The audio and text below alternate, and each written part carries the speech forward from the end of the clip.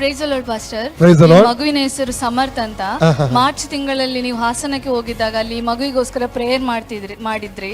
ಅದು ಮಗು ಸರಿಯಾಗಿ ಊಟ ಮಾಡ್ತಾ ಇರ್ಲಿಲ್ಲ ಮತ್ತು ಸರಿಯಾಗಿ ಮಾತಾಡ್ತಿರ್ಲಿಲ್ಲ. ಅಲ್ಲಿ ನೀವು ಪ್ರೇಯರ್ ಮಾಡಿದ ನಂತರ ಮಗು ಊಟ ಮಾಡ್ಲಿಕ್ಕೆ ಸ್ಟಾರ್ಟ್ ಮಾಡಿದೆ.